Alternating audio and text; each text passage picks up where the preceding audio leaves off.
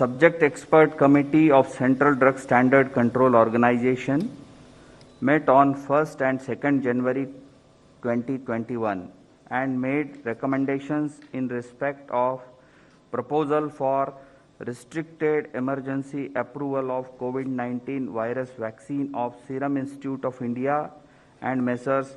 Bharat Biotech, as well as Phase 3 clinical trial of Messrs. Cadila Healthcare Limited. The subject expert committee consists of domain knowledge experts from the field of pulmonology, immunology, microbiology, pharmacology, pediatrics, internal medicine, etc. Messrs. Serum Institute of India, Pune has presented a recombinant chimpanzee adenovirus vector, Covishield, encoding the SARS-CoV-2 spike S glycoprotein with technology transfer from AstraZeneca, Oxford University. The firm submitted safety, immunogenicity and efficacy data generated on 23,745 participants aged more than or equal to 18 years or older from overseas clinical studies. The overall vaccine efficacy was found to be 70.42%. Further, Messrs. Serum was granted permission to conduct Phase 2/Phase 3 clinical trial on 1,600 participants within the country. The firm also submitted the interim safety and immunogenicity data generated from this trial, and the data was found comparable with the data from overseas clinical studies. After detailed deliberations, subject expert committee has recommended for the grant of permission for restricted use in emergency situation subject to certain regulatory conditions. The clinical trial ongoing within the country by the firm will continue.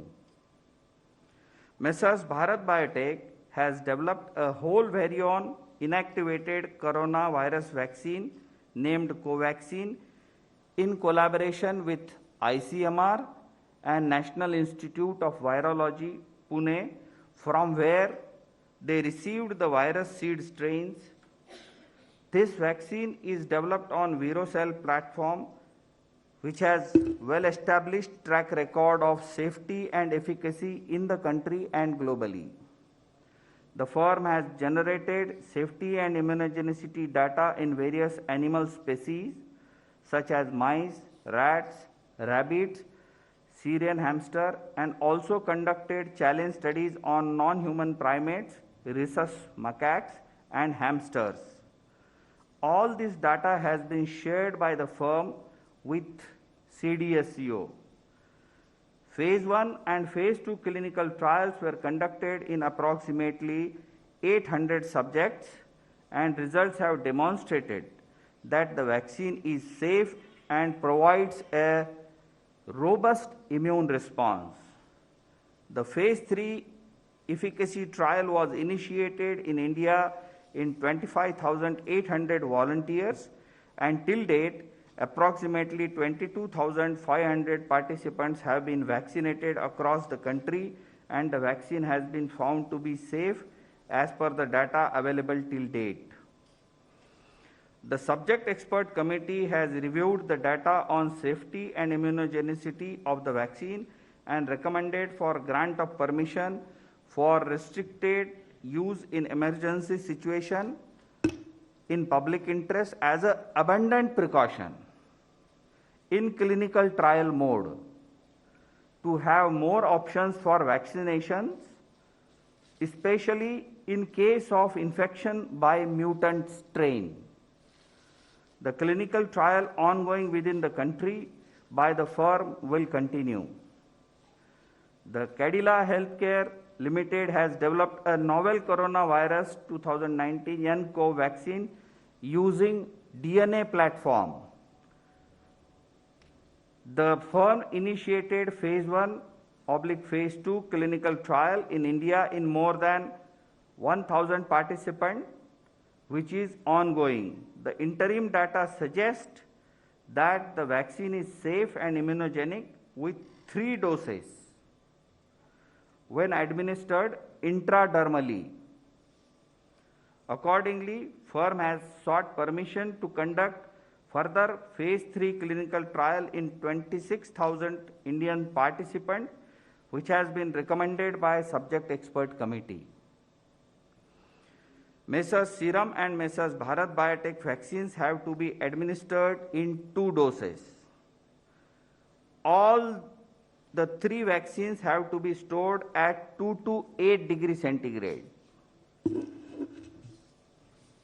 After adequate examination, the CDSCO has decided to accept the recommendations of the expert committee, and accordingly, vaccines of Messrs Serum and Bharat Biotech are being approved for restricted use in emergency situation, and permission is being granted to Messrs Cadila Healthcare for conduct of phase 3 clinical trial in India. Thank you. Thank you very much, sir. Friends, please just listen. This statement is being circulated to you. It is also getting uploaded on the PIB website. So please use it. Thank you very much. Statement is over.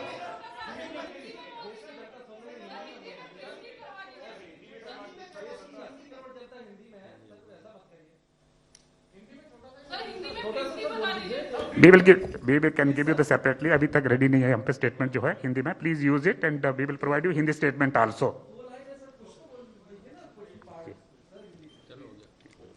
Thank you.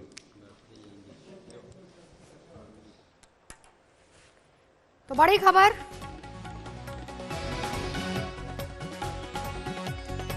खबर DCGI ने अभी press conference की. V G Somani निदेशक DCGI जिन्होंने बताया कि 2 vaccine को इस्तेमाल की मंजूरी दी गई है, जिसमें पहली कोविशील्ड जिसे सीरम इंस्टीट्यूट ने बनाया है और दूसरी कोवैक्सीन भारत बायोटेक की, दोनों को मंजूरी दी गई है. वैक्सीन को लेकर पूरी जानकारी दे रहे थे वीजी सोमानी निदेशक डीजीसीआई, जिन्होंने बताया कि 2 वैक्सीन को इस्तेमाल की मंजूरी दी गई है. इमरजेंसी इस्तेमाल की मंजूरी दी गई है दोनों वैक्सीन को. 2 वैक्सीन के इस्तेमाल की मंजूरी, जिसमें कोविशील्ड सीरम इंस्टीट्यूट के प्रोडक्शन से है जो, और इसके अलावा कोवैक्सीन जिसको भारत बायोटेक ने बनाया है, दोनों को फिलहाल इमरजेंसी यूज के लिए इजाजत मिल गई है. कल ड्राई रन हुआ था, लगातार ड्राई रन चल रहा है. टीकाकरण की तारीख क्या होगी इसका इंतजार भी सबको है, कितने में ये टीका मिलेगा उसका इंतजार भी सबको है. हालांकि कल ही स्वास्थ्य मंत्री डॉक्टर हर्षवर्धन ने इस बात को क्लियर कर दिया था. पहले ये बात आई थी कि मुफ्त में टीका मिलेगा, लेकिन फिर उसके बाद उन्होंने कहा था कि नहीं, पहले सिर्फ जो फ्रंट लाइनर्स हेल्थ वर्कर्स है उनको मुफ्त में टीका दिया जाएगा. आशुतोष हमारे सहयोगी इस वक्त जुड़ चुके हैं. आशुतोष, बड़ी खबर हिंदुस्तान के लिए, 2 वैक्सीन कोविशील्ड कोवैक्सीन दोनों को इमरजेंसी इस्तेमाल की मंजूरी मिल गई है, लेकिन टीकाकरण की शुरुआत कब होगी, कुछ और जानकारी इस बारे में?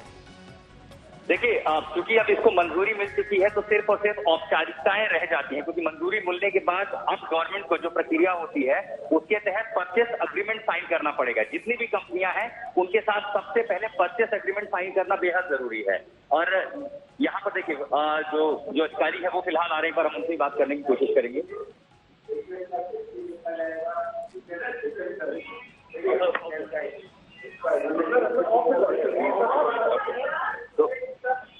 तो जो आपने प्रेस कॉन्फ्रेंस यहाँ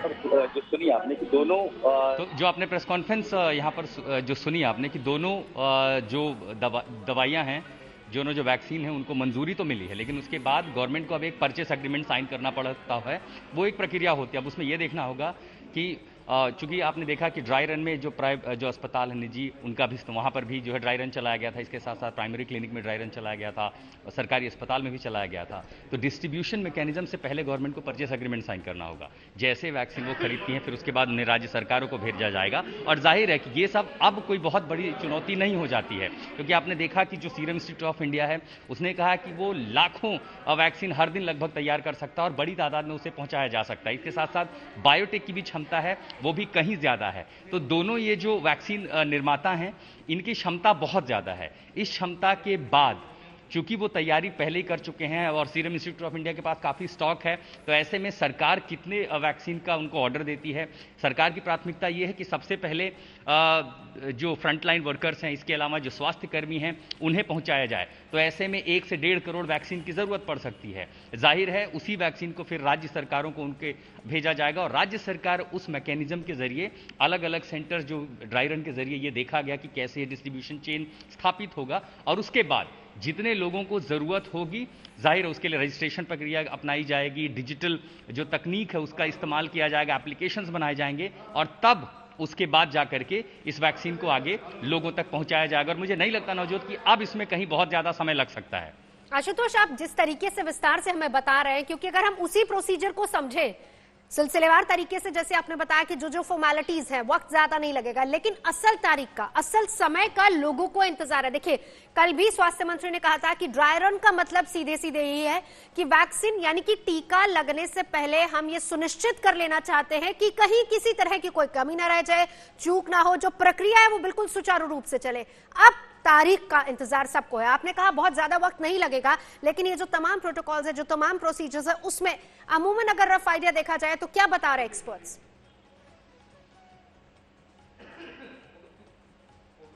इसको ऐसे समझिए कि सबसे पहले जब तक वैक्सीन को अप्रूवल नहीं मिली, मंजूरी नहीं मिली, सरकार ने ड्राई रन कर लिया। ड्राई रन इसलिए कि जिस दिन पहला कोटा, पहली खेप उन दवाइयों की सरकार के पास पहुंचती है, कैसे उसे राज्यों तक पहुंचाना है, अलग अलग राज्यों के बाद कैसे वो फ्रंटलाइन तक वर्कर्स तक पहुंचेगा, ताकि उसमें समय कम किया जा सके। अब एक सबसे बड़ी चुनौती है कि परचेस अग्रीमेंट, क्योंकि 2 कंपनियां हैं फिलहाल जो देश में इस समय, सीरम इंस्टीट्यूट ऑफ इंडिया और भारत बायोटेक, ये दोनों कंपनियां कितने वैक्सीन हर दिन बना सकती हैं। जाहिर है इन्होंने कहा कि इनकी क्षमता लाखों में है। जैसे ही परचेस एग्रीमेंट साइन होता है, इन कंपनियों ने एक बड़ी खेप पहले ही तैयार कर रखी है और जाहिर है कि वो 1 सप्ताह के भीतर उन तक पहुंचाया जा सकता है। लेकिन कोई बड़ी बात नहीं, क्योंकि इन सब प्रक्रियाओं में अगर 10 से 15 दिन का समय लग सकता है, तो कहीं ना कहीं सरकार यह भी कोशिश करेगी कि इसी महीने जब देश अपना गणतंत्र दिवस मनाएगा, हो सकता है खुद ही प्रधानमंत्री इसका ऐलान करें। इन संभावनाओं से इनकार नहीं किया जा सकता। यानी अगर अगले 15 से 20 दिनों के भीतर, आपने देखा कि यूके में जैसे ही मंजूरी मिली, 1 सप्ताह के भीतर ही वैक्सीन लोगों तक पहुंचाया जाने लगा, तो कोई बड़ी बात नहीं है कि अब से 15 से 20 दिनों के भीतर या प्रधानमंत्री खुद इसका ऐलान करें और इस कार्यक्रम का उद्घाटन करें, क्योंकि डिस्ट्रीब्यूशन मैकेनिज्म तैयार है, वैक्सीन की पहली डोज जितनी जरूरत हो सकती है उतनी तैयार है और मंजूरी मिलने के बाद वो कंपनियां भी तैयार है बनाने के लिए। 15-20 दिन से ज्यादा का समय अमूमन इसमें नहीं लगना चाहिए, क्योंकि जाहिर है सरकार को भी जल्दबाजी है। जिस तरह के हालात हैं, जिस तरह सरकार ने इस पर नजर बनाई रखी थी, अब जब वैक्सीन पूरी तरह से तैयार है, उनकी जो अप्रूवल रेटिंग है वो काफी अच्छी है, 70% से ज्यादा बेहतर उसके नतीजे हैं, तो परचेस एग्रीमेंट साइन करने में कोई बहुत मुश्किलें, बहुत लंबा समय नहीं लगता। तो अगर हम माने कि ज्यादा से ज्यादा 15-20 दिन, तो ये भी कोई अतिशयोक्ति नहीं होगी। हमने खुद देखा था आशुतोष, किस तरीके से प्रधानमंत्री भी गए थे तमाम लैब्स में, जहां पर वो खुद इस बात का मुआयना करते, परीक्षण करते देखते नजर आए थे और इस बात को सुनिश्चित करते नजर आए थे कि लोगों तक अगर ये वैक्सीन पहुंचे तो जल्द से जल्द पहुंचे, पहली बात।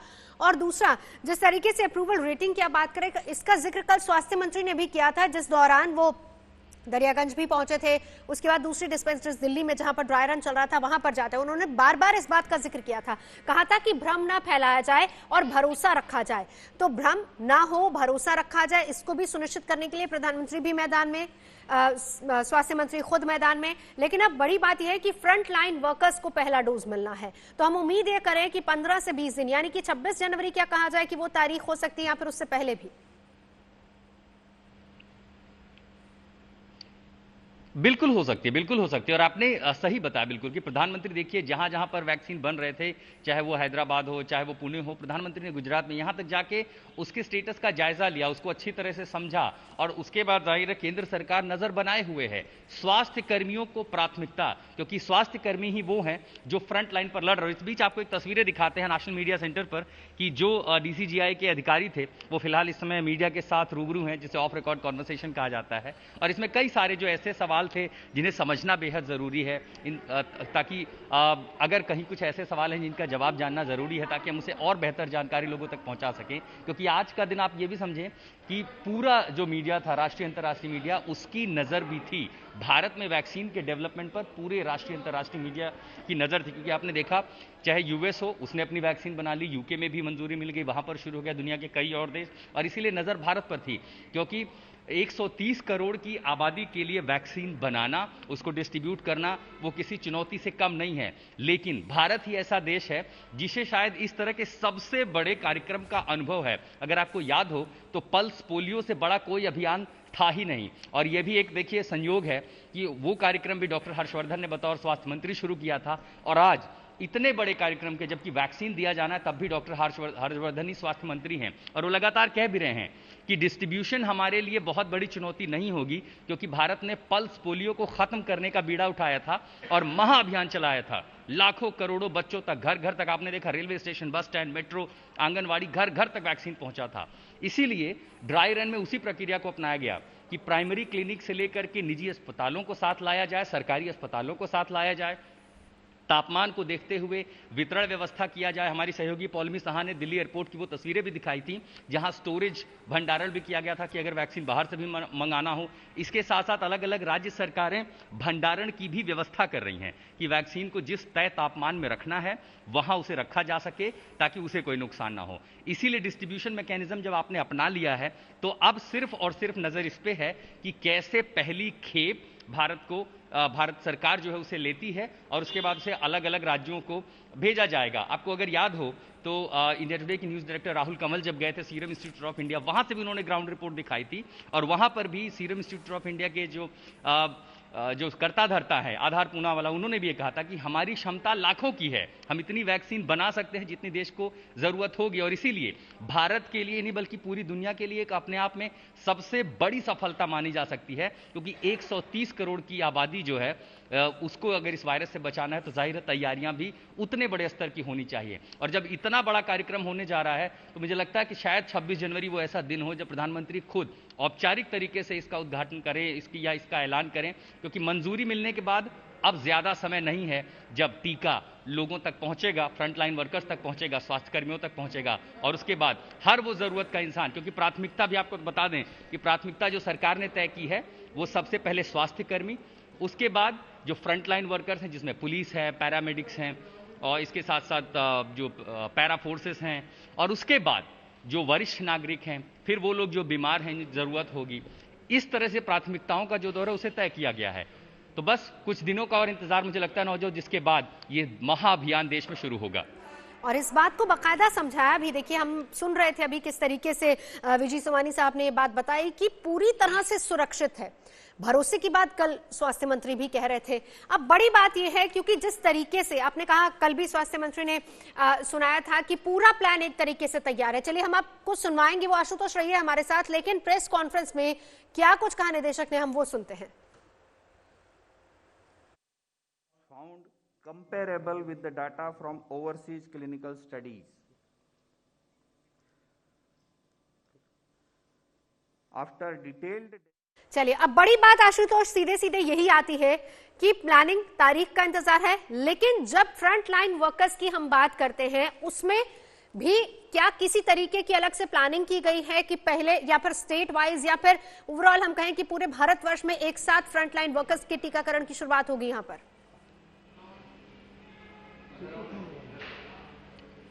देखिए, अलग जाहिर है कि ये जो डिस्ट्रीब्यूशन मैकेनिज्म से लेके जो वैक्सीनेशन प्रोग्राम है, हम जानते हैं कि इंजेक्टेबल फॉर्म में है, ये जो प्रक्रिया अपनानी होगी वो राज्य सरकार ही करेंगे, उनके स्वास्थ्य कर्मी करेंगे।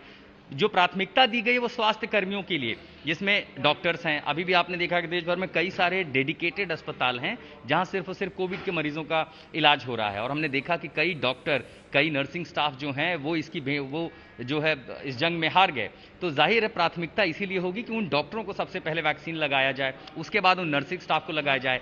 इसके लिए बाकायदा तकनीक का इस्तेमाल किया जाएगा। आपने देखा कि आरोग्य सेतु ऐप बनाया गया था, जब भी आप कहीं जाते थे आसपास तो उसे टेस्ट किया जाता था, आप उसको चेक करते थे कि आपके आसपास संक्रमण का खतरा कितना कितना है, वो एक काफ़ी सुविधाजनक एप्लीकेशन था। इसी एप्लीकेशन के जरिए रजिस्ट्रेशन प्रोसेस होगा।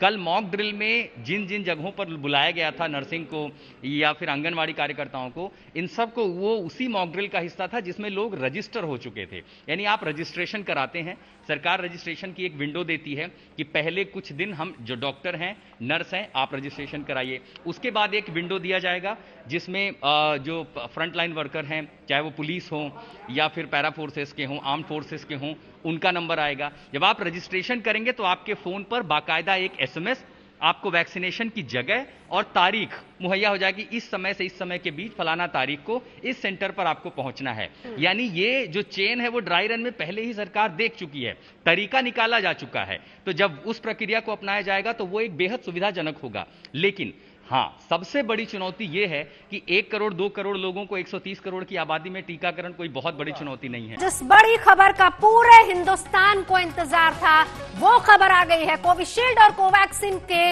इमरजेंसी इस्तेमाल के लिए डीसीजीआई ने मंजूरी दे दी है। भारत बायोटेक की कोवैक्सीन, सीरम इंस्टीट्यूट पुणे की कोविशील्ड, दोनों को इमरजेंसी इस्तेमाल की मंजूरी मिल गई है।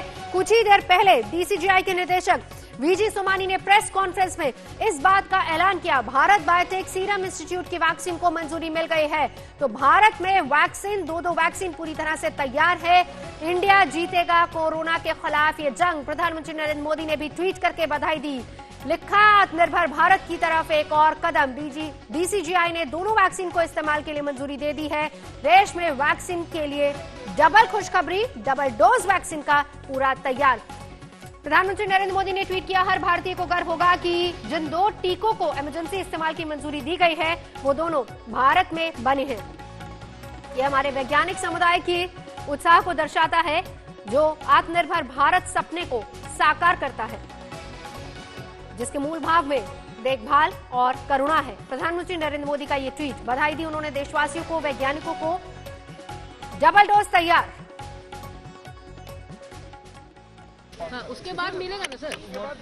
सर इसके साइड इफेक्ट्स भी बहुत बताए जा रहे हैं सर, ये सही है क्या? ना साइड इफेक्ट देखो, एक बात पे पूरा आप श्योर रहिए कि किसी में भी सेफ्टी का कंसर्न होगा, थोड़ा भी कंसर्न होगा तो हम उसको कभी अप्रूव नहीं करेंगे। कुल मिला के ये सेफ है ऑफ कोर्स 110%। साइड इफेक्ट नहीं है। 100 साइड इफेक्ट थोड़े बहुत तो होते हैं, पर वो जो जैसे छोटी मोटी साइड पे पेन होना, थोड़ा सा फीवर होना, थोड़ी सी एलर्जी होना, ये तो हर वैक्सीन में होता है। लेकिन सर लोग ये कह रहे हैं कि इम्पोर्टेंट हो जाएंगे, ये भी सही है क्या? ये तो बहुत ही बकवास है। Thank you. Very safe, don't worry.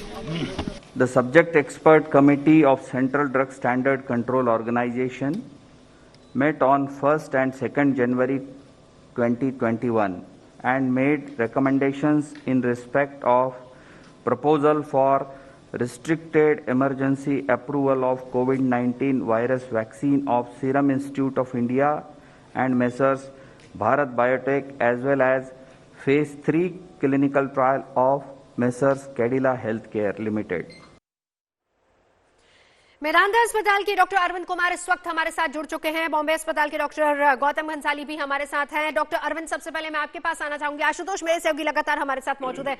बड़ी खुशखबरी हिंदुस्तान के लिए, लेकिन डॉक्टर साहब अभी भी इंतजार उस तारीख का ज्यादा दूर नहीं है। आगे का क्या प्रोसीजर रहेगा, कितना वक्त उस दिन के लिए जब इंजेक्शन लगेगा?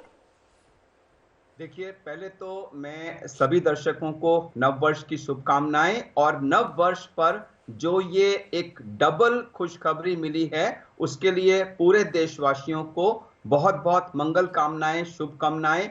पिछले 9 महीने से हम सब लोग तक देख रहे थे कि कब कोरोना की या तो कोई दवा आए या उसको रोकने की वैक्सीन आए, और अब फाइनली वो वक्त आ गया है जब 2 वैक्सीन, जो एक तो पूरी तरह से भारत में डेवलप और मैन्युफैक्चर हुई है, और दूसरी डेवलप बाहर हुई थी लेकिन उसका मैन्युफैक्चर हमारे देश में हुआ है। तो दोनों ही आत्मनिर्भर से रिलेटेड हैं, और ये दोनों को अब सरकार का अप्रूवल मिल गया है। जैसा कि सीरम इंस्टीट्यूट ने ऑलरेडी अनाउंस किया है कि 5 करोड़ से ऊपर डोजेजेस उनके पास ऑलरेडी स्टॉक्ड हैं। तो आई एम श्योर अगले कुछ दिनों के अंदर इनका, अब इसमें क्या होगा, ये डोजेजेस पहले उनके सीरम इंस्टीट्यूट से पिकअप करके सरकारी मशीनरी के द्वारा अलग अलग राज्यों में जाएंगी, डिस्ट्रिक्ट्स में जाएंगी। वहां से जो चुने हुए चिन्हित अस्पताल और टीकाकरण केंद्र हैं उनमें जाएंगी। कोविन ऐप में जो जितने लोग फेज 1 में इंक्लूड होंगे उनका डेटा ऑलरेडी फीड किया जा चुका है। ये डेटा धीरे धीरे लोगों को पहुंचेगा, उनको मैसेजेस आएंगे, उनको कहां, किसको, कब, किस जगह टीके के लिए जाना है। इसमें बहुत सारी तैयारी सरकार की तरफ से, राज्य सरकार और केंद्र सरकार की तरफ से ऑलरेडी हो चुकी है और मुझे पूरा विश्वास है कि अगले 10 दिनों के अंदर शायद ये पहले व्यक्ति को टीका लगना अवश्य शुरू हो जाएगा। सिरिंजेस के ऑर्डर्स हो चुके हैं। मुझे लगता है कि 10 से 15 जनवरी के बीच में लोगों को ये इंजेक्शंस लगना शुरू हो जाएंगे और ये देश के लिए बहुत बड़ी खुशखबरी। बिल्कुल एक बड़ी खुशखबरी। आत्मनिर्भर भारत की तरफ एक बड़ा कदम खुद प्रधानमंत्री ने ट्वीट करके इस बात का जिक्र किया। डॉक्टर साहब, बहुत सारे ऐसे सवाल हैं लोगों के जहन में, हम सभी के जहन में, जो क्लियर होना जरूरी है। खुद पूछा गया डीसीजीआई के निदेशक से भी। डॉक्टर गौतम, मैं आपके पास आना चाहूंगी क्योंकि एक जो बड़ी आशंका, जो बड़ा सवाल है, उनसे भी ये सवाल किया गया कि साइड इफेक्ट्स, उन्होंने कहा कि थोड़े बहुत साइड इफेक्ट्स होते हैं विच इज वेरी नॉर्मल, लेकिन अगर हम कहें पूरी तरह से सुरक्षित है ये वैक्सीन। डॉक्टर गौतम जी, एक तो मैं सबसे पहले देशवासियों को ये खुशखबरी देना चाहता हूं और ये नया साल पूरे देशवासियों के लिए बहुत बड़ी खुशी की चीज लेके आया है कि साल के शुरुआत में ही एक के बाद एक वैक्सीन को अप्रूवल मिल रहा है। एक चीज हमको ध्यान में रखनी चाहिए कि लोगों के मन में जो हल्का सा संदेह आया है कि साइड इफेक्ट हो सकते हैं, ये हो सकते हैं, उसका कारण ये है कि कभी किसी को विश्वास नहीं था कि हिंदुस्तान इतनी तरक्की से, इतने स्पीडली तरक्की कर सकता है या इतना स्पीडली वैक्सीन बना सकता है। लॉकडाउन के अंदर हमारे हिंदुस्तान में हमारे साइंटिस्ट लोगों ने बहुत ही कड़ी तपस्या की है। कड़ी तपस्या करके ये वैक्सीन का निर्माण किया हिंदुस्तान के अंदर, जिसे आत्मनिर्भर हिंदुस्तान कहा जाता है। जो आज का नया हिंदुस्तान है उसमें ये सब काम हो रहा है। और दूसरी बात, ऐसा नहीं है कि ये वैक्सीन निर्माण हो गया उसके बाद में फिर हम लोग तैयारी करेंगे और उसके बाद हम डिस्ट्रीब्यूट करेंगे। पैरेलल ये सारी तैयारियां चल रही थी। प्रधानमंत्री के नेतृत्व में एक बहुत बड़ी मीटिंग हुई थी जिसमें हर स्टेट के मुख्यमंत्री को ये कहा गया था कि आप अपने स्टेट की वैक्सीनेशन टास्क फोर्स बनाइए। हर स्टेट में टास्क फोर्स, डिस्ट्रीब्यूशन सिस्टम कैसा रहेगा, स्टोरेज कैसा रहेगा, टेम्परेचर कैसे मेंटेन करना, ये सारी तैयारियां पैरेलल चल रही थी। तो वैक्सीन आ गया, अप्रूवल मिल गया, सारी तैयारियां हो गई, इसका मतलब ये नहीं कि जल्दबाजी में कुछ हो रहा है। इसलिए जो संदेह है कि साइड इफेक्ट वगैरह, ये जो भी कोई चीज को डीजीसीआई अप्रूवल देता है, आईसीएमआर अप्रूवल देता है, गवर्नमेंट अप्रूवल देती है, तो वो प्रमाणित तरीकों से होता है, प्रॉपर प्रमाण होते हैं, साइंटिफिक डेटा अप्रूवल होता है, उसके बाद ही इनको अप्रूवल मिलता है। ऐसे जल्दबाजी में कभी भी अप्रूवल नहीं मिलता है। माइनर जो साइड इफेक्ट है, हल्का सा पेन होना 1 या 2 दिन के लिए, 24 to 48 आवर के लिए, माइल्ड फीवरिश होना, वो हर तरह के वैक्सीन में, चाहे आपने पोलियो का लिया होगा, चाहे आपने मीजल्स, रूबेला, जो भी वैक्सीन आपने लिए है बचपन से लेकर के बाद में एमएमआर के, उन सब में जिस तरह से होता है उस तरह का इसमें भी होने की संभावना है। बट वो बहुत ही माइल्ड है, जो कि एक एंटीजन जाता है बॉडी में, उससे बनता है। बट इसमें जब प्रमाणिक तरीके से प्रमाण हो गया इस चीज का कि ये वैक्सीन पूरा सुरक्षित है, लोगों को बढ़ चढ़ के लेना चाहिए। और ऑलरेडी कल जो ड्राई रन हुआ था 286 डिस्ट्रिक्ट्स के अंदर इसका ड्राई रन हुआ और उसके अंदर मोर देन 75 लाख लोगों का रजिस्ट्रेशन हुआ। तो मुझे लगता है बहुत जल्दी ये आएगा, बहुत जल्दी खुशखबरी है। 2021 हिंदुस्तान के लिए विश्व में सबसे आगे बढ़ने का एक बहुत बड़ा मौका है और बहुत बड़ा अच्छा साल निकलेगा। 2021 एक बड़ी खुशखबरी लेकर। आशुतोष, 2 डोज बताया जा रहा है कि लगेंगे, जरा ये भी बताइए क्या इस बात की क्लैरिटी वहां से मिल पाई है कि पहले डोज के बाद फिर दूसरा डोज भी दे दिया जाएगा फ्रंट लाइन वर्कर्स को? क्योंकि जिस तरीके से गवर्नमेंट ने अपनी तरफ से पूरी लिस्ट तैयार की है, उसके बाद ही सेकंड फेज की शुरुआत होगी, फिर आगे सेकंड लाइनर किस किस को देना है? नवजोत, सबसे पहली जानकारी है कि 2 डोज के बीच समय कितना होगा। अमूमन इसमें 25 से 35 दिन का समय लग सकता है। मैं जानता हूं कि हम कई जानने वाले ऐसे वॉलंटियर्स थे जो भारत बायोटेक के क्लिनिकल ट्रायल में जिन्होंने हिस्सा लिया था।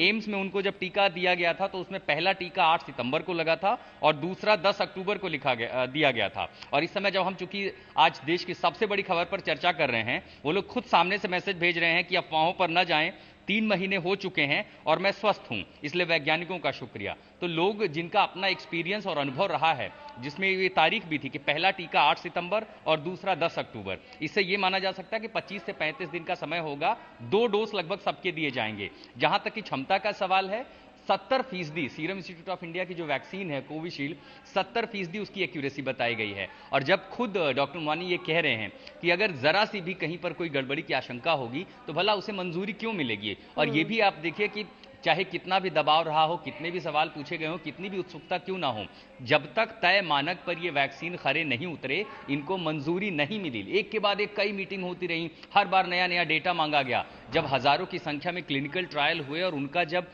अनुपात अच्छा निकला, तब जाकर के उसे आज मंजूरी मिली है। जहां तक कि समय की बात है, जो डॉक्टर साहब थे उन्होंने बताया कि रजिस्ट्रेशन पहले ही हो चुका है। सरकार को यह पता है उनके पास कितने स्वास्थ्य कर्मी हैं, डॉक्टर कितने हैं, नर्स कितने हैं, वो डेटा सिस्टम में पहले से उनके पास फीड है। अब जो इंतजार है वो परचेस अग्रीमेंट का है। सरकार यहां परचेस अग्रीमेंट साइन करती है, दोनों कंपनियां सरकार को बल्क में वैक्सीन भेजेंगी। आपने देखा कि अदर पूनावाला ने पहले ही कहा कि उनके पास बड़ी संख्या में वैक्सीन बनकर तैयार है। डिस्ट्रीब्यूशन मैकेनिज्म के अच्छी बात यह है कि जैसे आपने देखा कि दूसरी विदेशी जो वैक्सीन हैं, कोई किसी के लिए तो -40 डिग्री का तापमान चाहिए। भारत में जो बनी अपनी जो वैक्सीन है, कम से कम यहां उस तरह की परीक्षाएं नहीं होंगी। 2 से 8 डिग्री तापमान में भी इन्हें सहेज कर रखा जा सकता है। हां, थोड़ी सी अगर दिक्कतें हो सकती हैं, जो हमारे विशेषज्ञ हैं पैनल में वो भी बता रहे हैं कि हर वैक्सीनेशन में इम्यूनाइजेशन जब प्रोग्राम चलता है, थोड़ी बहुत इस तरह की दिक्कतें आती हैं, लेकिन जाहिर है उससे क्लिनिकल ट्रायल में गुजरा जा सका है और ये अंदाजा लगाया गया कि वो दिक्कतें किस तरह की होंगी, जिसमें माइल्ड फीवर से लेकर के इसी तरह के सिम्टम्स होंगे जिनसे निपटा जा सकता है। यहां तक कि दूसरे देशों में जो वैक्सीन अभी तक चल रहे, कोई बहुत बड़ी शिकायत साइड इफेक्ट की अब तक सामने नहीं आई है। यह भी हो सकता है कि अगले 10 से 15 दिनों में, क्योंकि अदर पूनावाला ने जो भी औपचारिक तरीके से सोशल मीडिया पर स्टेटमेंट दिया है कि कुछ ही हफ्तों में इसे रोल आउट करने के लिए वो तैयार हैं। भारत बायोटेक के पास भी स्टॉक मौजूद है, तो कोई बड़ी बात नहीं है कि 15 से 20 दिनों के भीतर पहला टीका आपको दिखाई भी पड़े लोगों को लगता हुआ। हां, संख्या पे असर पड़ेगा, चुनौती बढ़ेगी जब फ्रंट लाइन वर्कर्स के बाद आम लोगों को इसका हिस्सा बनाया जाएगा, बड़े पैमाने पर जब करोड़ों की आबादी तक इसे पहुंचाया जाएगा, तब वो चुनौती हो सकती है। नवजोत। आशुतोष, एक सवाल जो सबके जहन में ये भी है, क्योंकि आशंकाएं अगर बहुत सारी हैं, हालांकि वो मैसेज जो आपके पास आप बता रहे एक बड़े प्रूफ के तौर पर हम अगर उसको माने भी, क्या ये वॉलंटरी होगा या फिर मैंडेटरी होगा?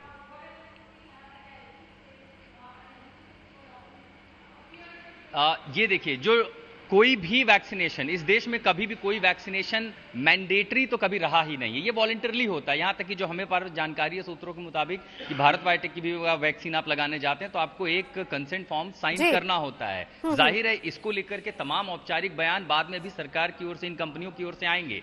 चाहे आप पोलियो भी देते थे, कोई जबरदस्ती तो डोज देता नहीं है। और जिस तरह का भय है, जिस तरह की लड़ाई हिंदुस्तान ने, पूरी दुनिया ने देखी है, हर कोई चाहता था कि वो इसका हिस्सा बने। हाँ। आशुतोष रहिए हमारे साथ। डॉक्टर अरविंद, क्योंकि जो आशंकाएं कल भी हमने देखा था, स्वास्थ्य मंत्री ने इस बात का जिक्र किया था कि भ्रम ना फैला जाए।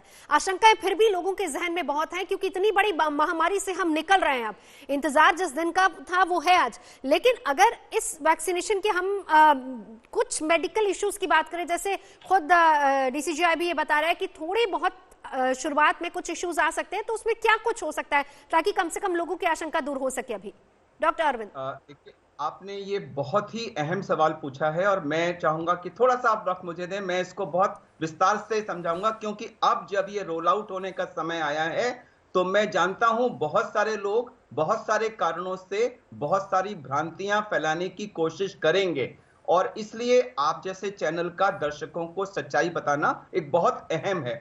किसी भी वैक्सीन के यूज के लिए हमें 5 मापदंड देखने होते हैं। सबसे पहला इंपॉर्टेंट है उसकी एफिकेसी, वो इफेक्टिव है कि नहीं। नंबर 2 उसकी सेफ्टी, नंबर 3 उसकी अफोर्डेबिलिटी, नंबर 4 उसकी अवेलेबिलिटी कि वो अवेलेबल है कि नहीं, और नंबर 5 उसकी पोर्टेबिलिटी कि उसको एक जगह से दूसरे जगह तक कैसे ले जाया जा सकता है। और बड़ी खुशी की बात है कि ये भारत बायोटेक की और सीरम इंस्टीट्यूट की कोविड जो ऑक्सफोर्ड वाली है, दोनों ही वैक्सीन एक्सट्रीमली इफेक्टिव हैं, दोनों सेफ हैं, दोनों का कीमत काफी लिमिटेड है, अफोर्डेबल है। सबसे अच्छी बात है कि इनको ट्रांसपोर्ट करने के लिए 4 से 8 डिग्री सेंटीग्रेड का टेम्परेचर चाहिए, जो हमारा जो भारत सरकार और राज्य सरकारों का करंट टीकाकरण प्रोग्राम है उसमें ऑलरेडी ये कोल्ड स्टोरेज चेन मौजूद है और उसी को पिगीबैक करके इसको भी रोल आउट किया जाएगा।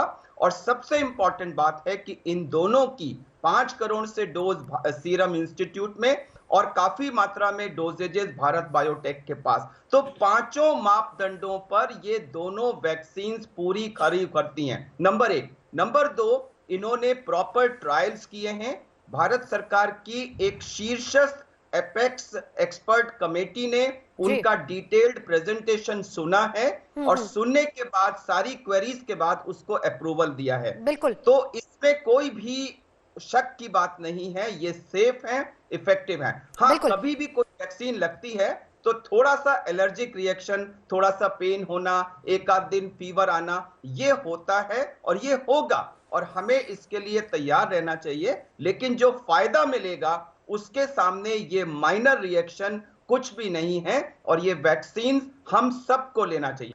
कोरोना महामारी से निपटने के लिए वैक्सीन के इस्तेमाल का ड्राई रन चल रहा है और इस बीच कोविशील्ड के अलावा भी एक और वैक्सीन को इमरजेंसी इस्तेमाल की मंजूरी मिल गई है। खास बात यह है कि ये वैक्सीन पूरी तरह से स्वदेशी है।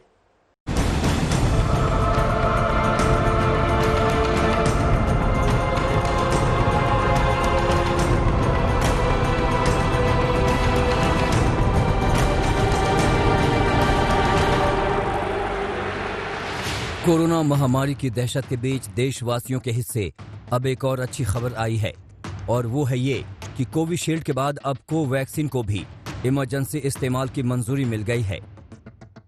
भारत समेत पूरी दुनिया में दहशत भर देने वाली कोरोना महामारी पर नियंत्रण के लिए हर देश अथक प्रयास कर रहा है। इस महामारी के भारत में पैर पसारते ही लॉकडाउन और पलायन की भयावह तस्वीरें अभी तक लोगों के जहन में रची बसी हैं। ये दौर तब का है जब देश बिना दवा महज दुआ से इस विभीषिका का सामना कर रहा था। कभी थाली बजाकर तो कभी दीप जलाकर कोरोना के कहर से मुकाबले का जज्बा भर रहा था।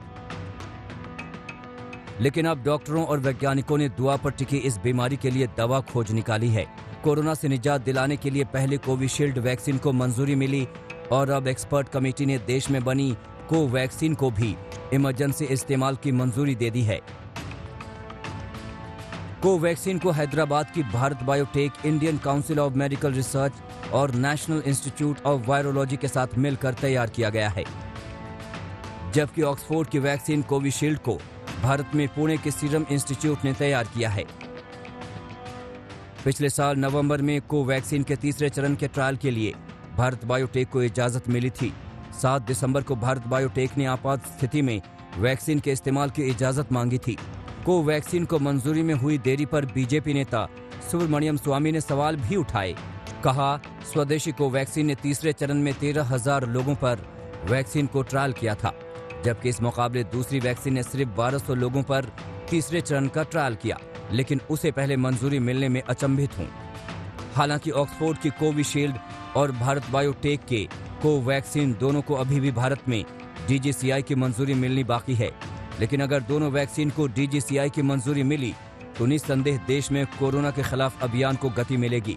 इस महामारी पर जल्द काबू पाने की संभावना तेज होगी। आज तक ब्यूरो।